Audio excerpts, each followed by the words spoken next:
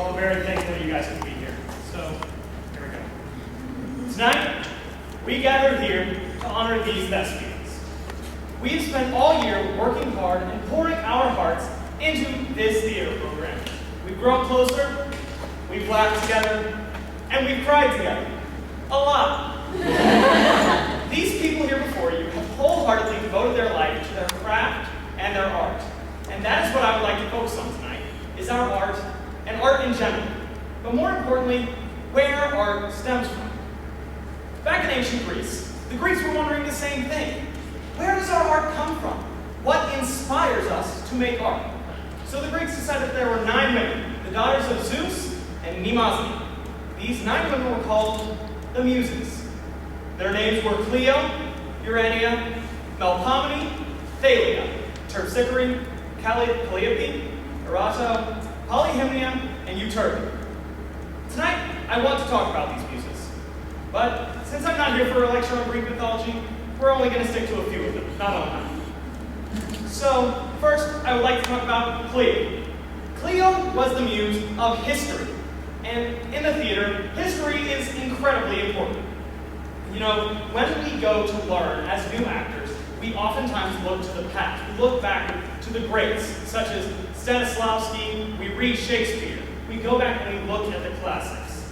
And this history is very important for any actors trying to learn the theater.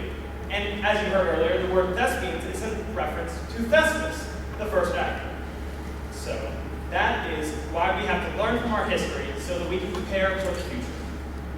Next, I would like to talk about Melpomene. Melpomene specialized in tragedy. Tragedy in the theater is a style of play, and it has a tragic hero who fights against impossible odds, but his fatal flaw causes him to ultimately fail. Much different from most of today's plays and films, where everyone has a happy ending. However, these plays were meant to teach us of the ultimate destruction that comes from those flaws. Yet, tragedy in real life has a much different meaning. Each one of us has experienced tragedy in our lifetimes. Whether it be a great loss or just bad circumstances, tragedies happen all around us. As long as I've been alive, the news is nothing but tragedy. And even still this year, right here in this Thespian troupe, we've experienced plenty of tragedy. It's inevitable, but we stick it out. We stay together and work through whatever circumstances, and we don't let that tragedy destroy us. On the flip side of Melpomene is Thalia. Thalia is the muse of comedy. Comedy is what most people come to the theater for, because everyone loves to laugh. But the Greeks had a different idea on what comedy was. For them, a comedy was just a play with a happy ending, usually pitting 2 societies against one another in an amusing light. Now, comedies have come to be, in this day, lighthearted, always having happy endings, and trying to get laughs.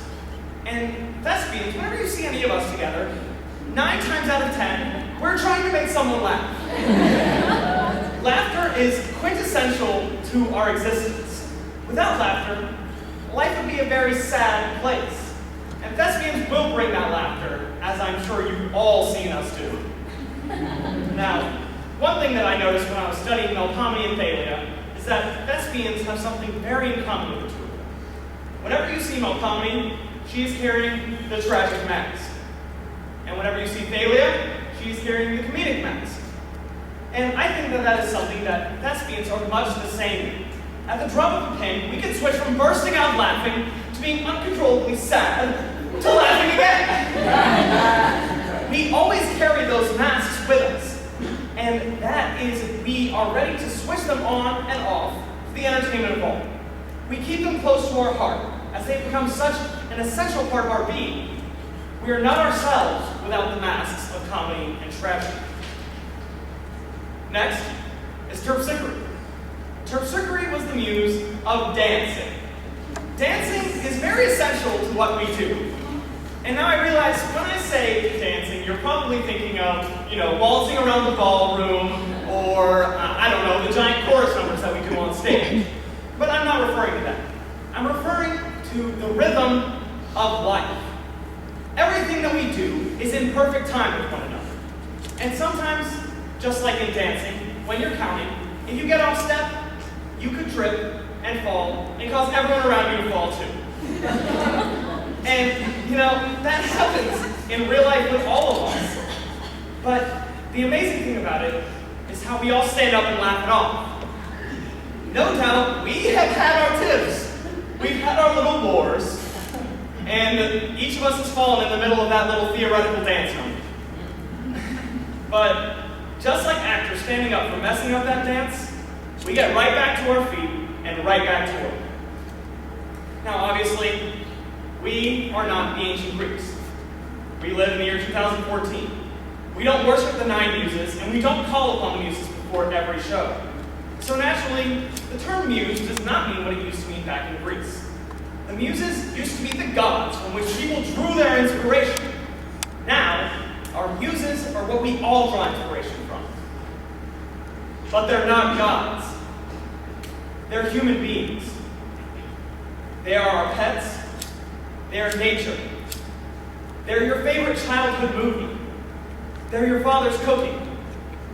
They're anything that inspires us to create. In English, we use the word muse for anything where we create or are expressing ourselves. When we speak of our inspiration, we talk about drawing from our muses. We are amused. We play music. We visit museums.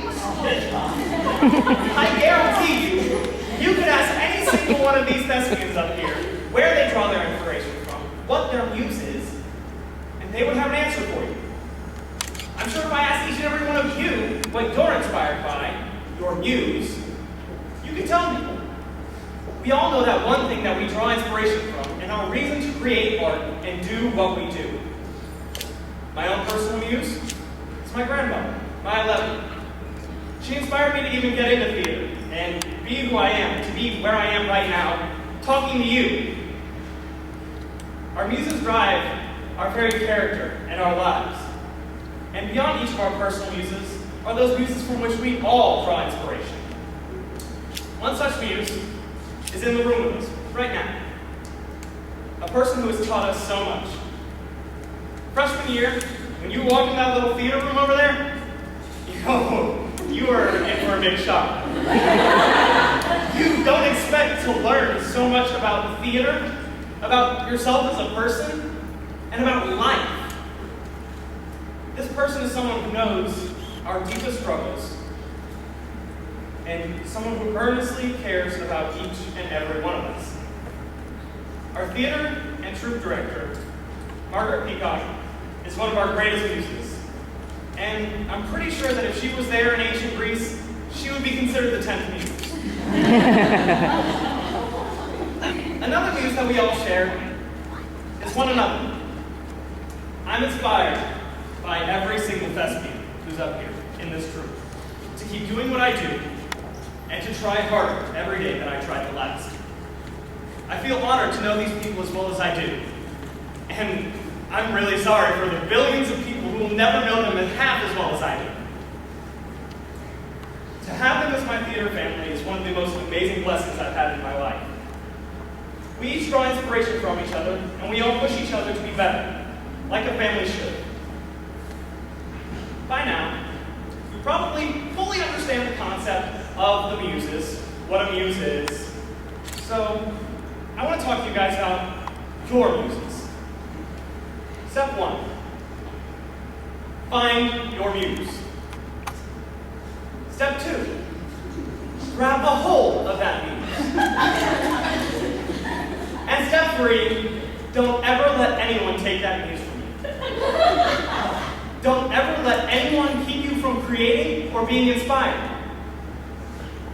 Make art. Make music. Make laughter. Make friends. Make relationships. Make great works. Make your life the magnum opus of a generation. Create. Now, friends, as I finish, I'm going to ask you a single question. What is your muse?